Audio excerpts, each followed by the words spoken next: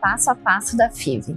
Hoje eu vou explicar para vocês o passo a passo da fertilização in vitro e ela é composta por 4 etapas principais. A primeira etapa consiste na estimulação ovariana controlada, ou seja, o crescimento dos folículos ovarianos. Essa etapa ela se inicia geralmente na menstruação ou na fase da pós-ovulação. Ela é realizada por um ultrassom inicial que a gente faz na clínica e nesse ultrassom a gente vai fazer uma contagem dos folículos antrais. Esses folículos a gente chama de casinha dos óvulos, então a gente faz um ultrassom para ver quantas bolinhas tem em cada ovário e entender se é um bom momento para começar o nosso estímulo. Existem diversos protocolos de medicamento, o importante é que a decisão seja individualizada para você. E aí, a partir disso, começamos as injeções. Elas geralmente são realizadas em casa. É uma injeção subcutânea, então ela é praticamente indolor e vocês conseguem realizar essas medicações em casa. O tempo de duração das medicações vai em torno de 10 a 12 dias e nesse período a gente faz uma série de ultrassons para acompanhar como é que está sendo o crescimento desses folículos.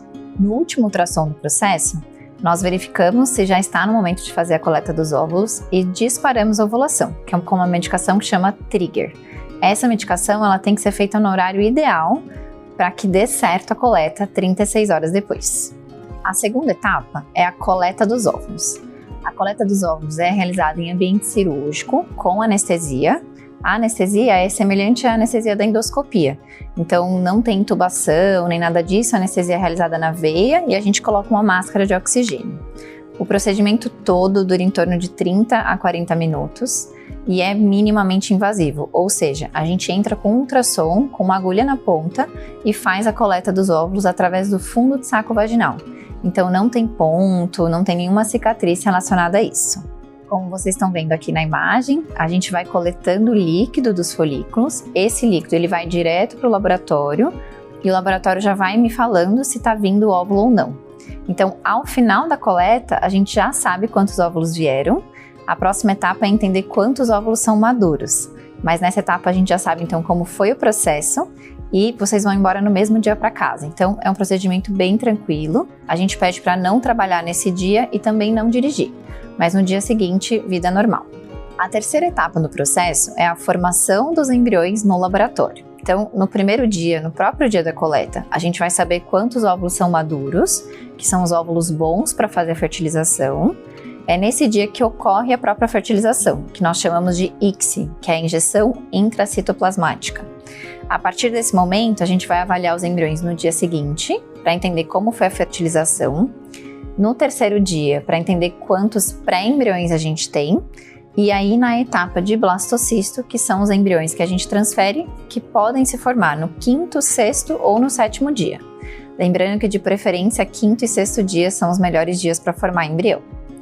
Nessa etapa do blastocisto, a gente pode ou não fazer a análise genética, e isso vai depender de cada casal, da condição de cada casal, e é esse embriãozinho que a gente vai programar a transferência depois.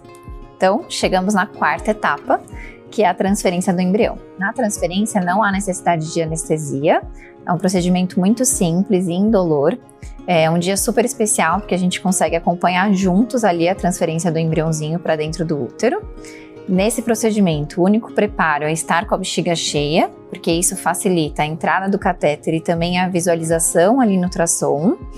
Nesse dia, a gente passa o espéculo, depois passa um catéter bem fininho que vai funcionar como se fosse um catéter guia.